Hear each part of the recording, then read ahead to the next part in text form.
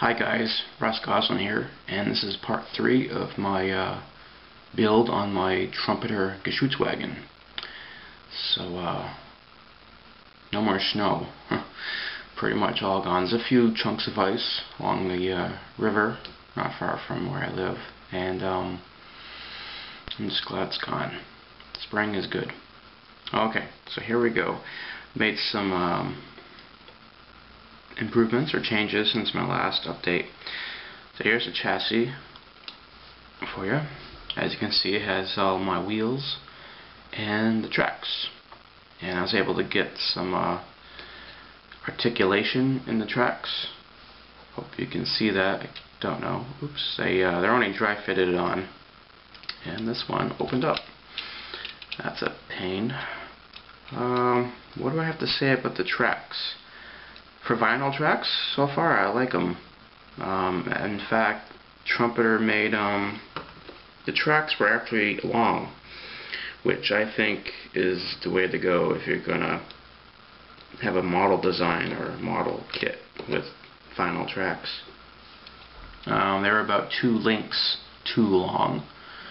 When I first dry fitted them on, they were they barely stayed hugging the idler wheel or the drive wheel. They just kind of fell off, so that wasn't going to work. So what I did, I did it slowly. I cut one link and I dry fitted, see how it fit, and it was still long, so I did one more link, and then after that they were pretty snug.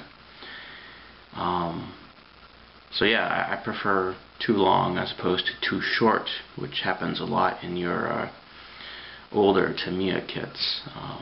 I don't know if that was a design flaw or not, but man, they just barely fit on. Not all the kits, but there's a couple out there that just were awful. Okay, so that was cool. And as you can see, I articulated them. This side didn't come out as well as this one's really nice. It's really sharp. It's very pronounced. So how did I do that? Magic? No. I actually just used an old shepherd paying technique of using pins. So why don't we take a few slideshow, take a look at some pictures of.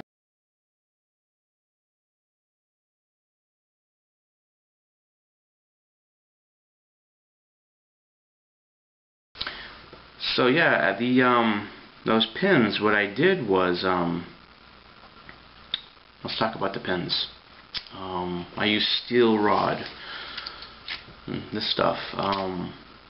Don't use brass or wire, because what's going to happen is you want a strong pin that's going to be able to hold the track down, because it's going to want to push up.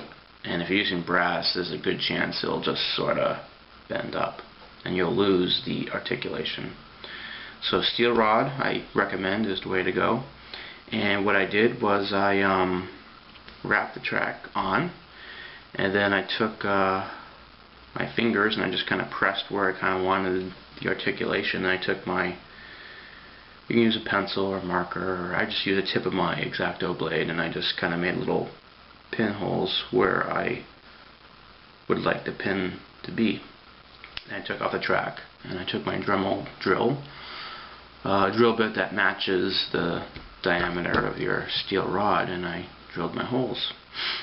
And as you can see in those pictures, I reinforced the steel rod with a little bit of a styrene block, and I just glued it in just to give it a little bit of strength,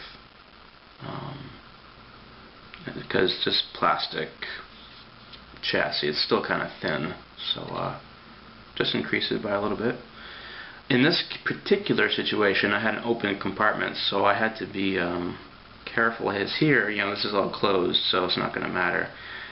But here I had to make sure that it was the pins weren't sticking out, and so that these boxes sort of appear to be maybe just part of the interior detail. It could be like a little electrical box or some gadget thing. And that worked out pretty good. And up front, it's going to be so far in front, you're not going to really be able to see any of these. So I wasn't too worried about them. In that came out pretty good. And again, use super glue or CA glue when you're working with metal and plastic. And that's about it. The fit was pretty good.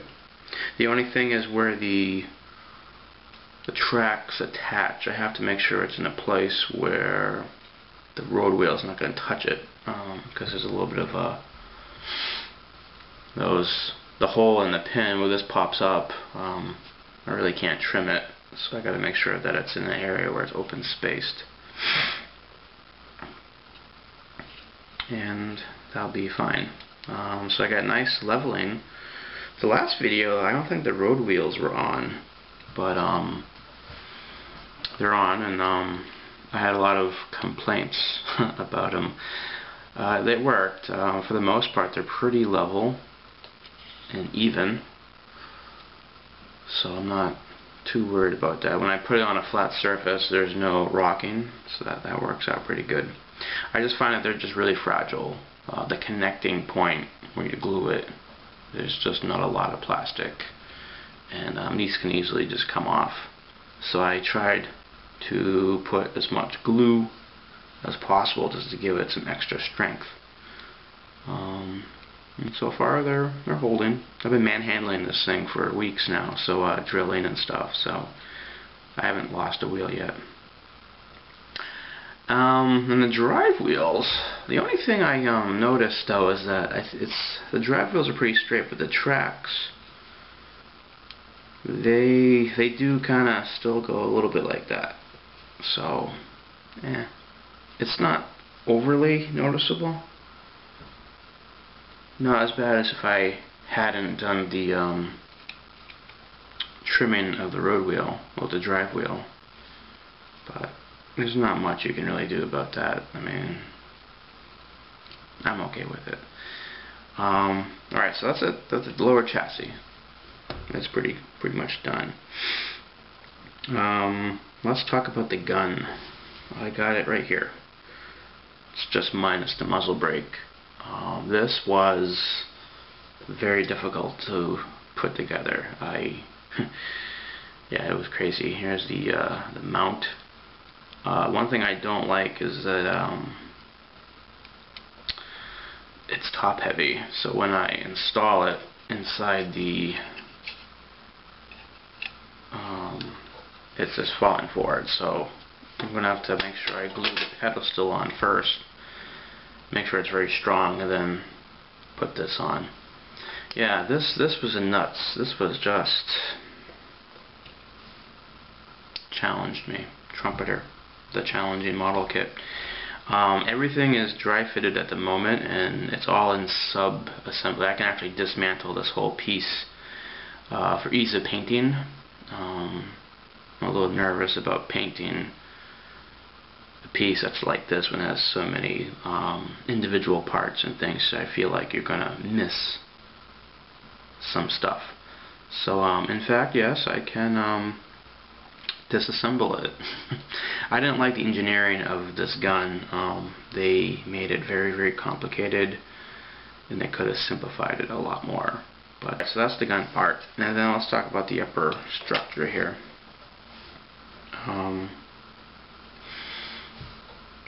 This again, big pain. What I had to do was I had to keep this thing flexible. If I glued this main plate down on both sides, I wouldn't have the flexibility to get this thing over the front hull, which I found out by accident. So it just kind of clicks in like so.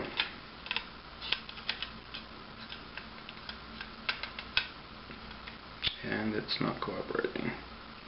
Why not?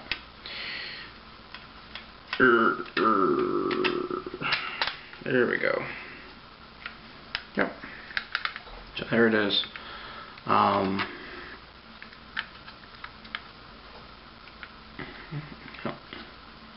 So I don't know what my painting process is going to be like. This is going to be again another project, because there's a lot of areas that are really tight, and I can't really, I'm afraid I'm not going to really be able to get into reach with my airbrush. So I think what I'm going to do is break it down to just the lower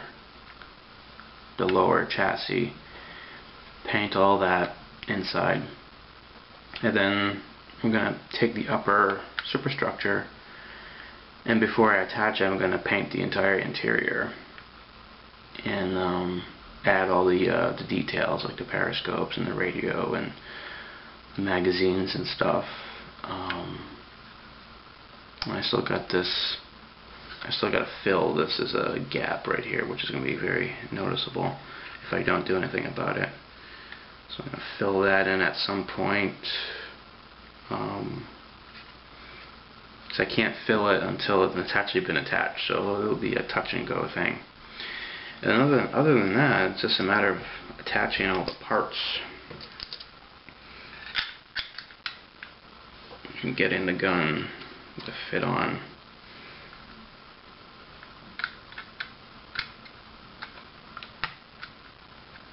Something like that. Yeah, it's been fun.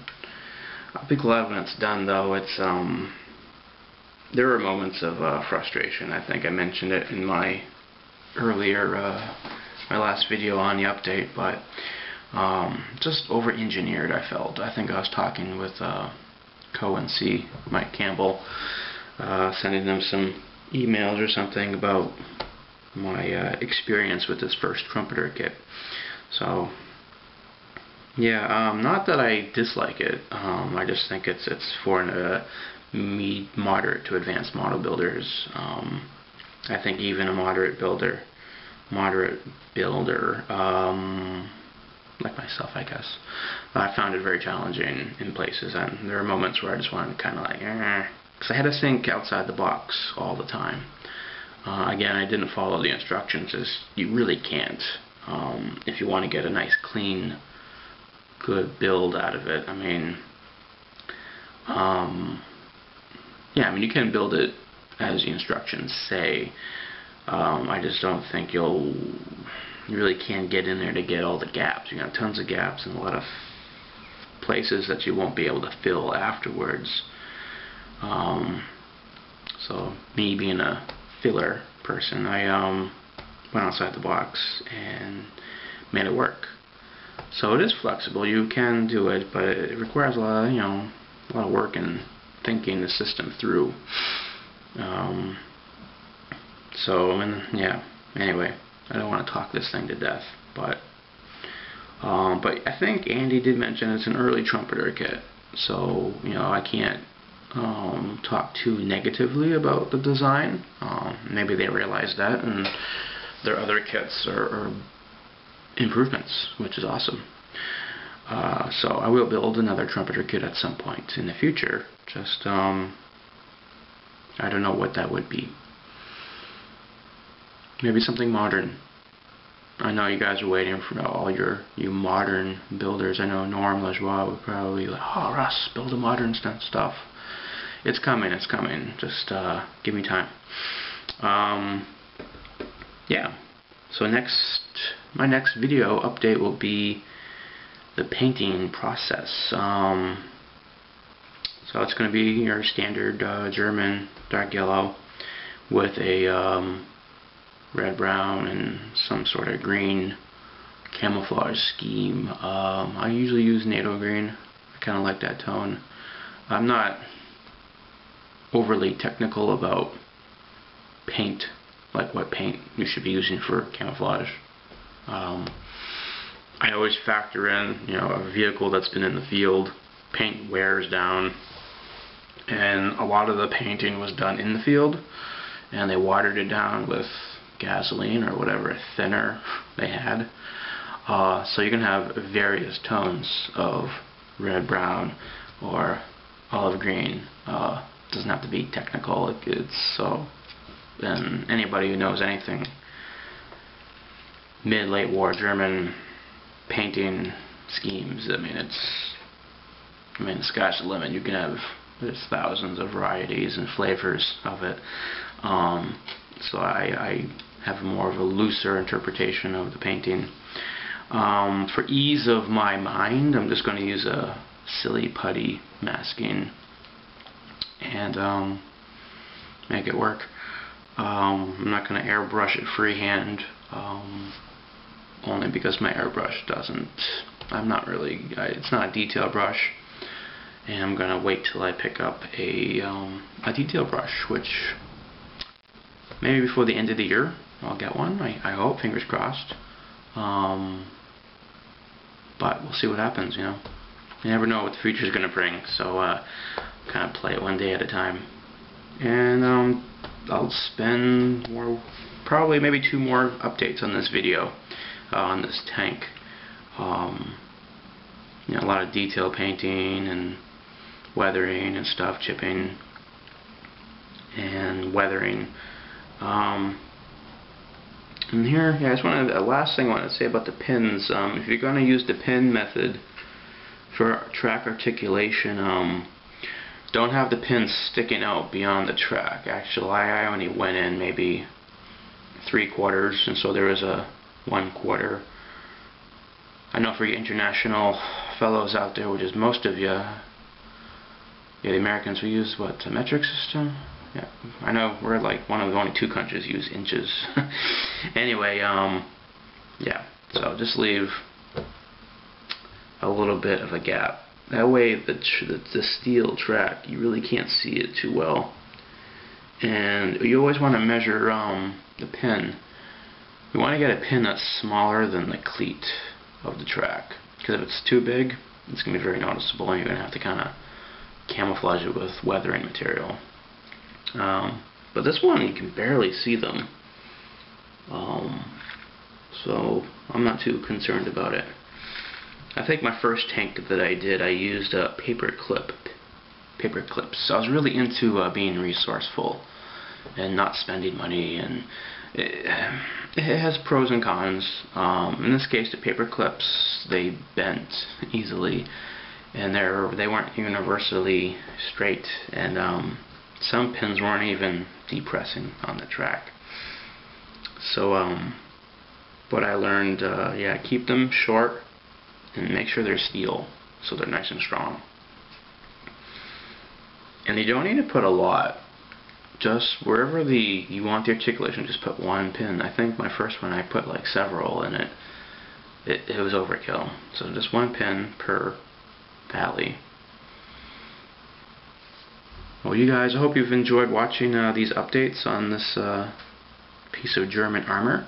I've enjoyed building this all the way through, despite a few moments of going slightly crazy. I know Guido over in Germany, he's working on that Nigel Wells Day-Mag half-track with the, is that a Day-Mag or is it a 8-tonner?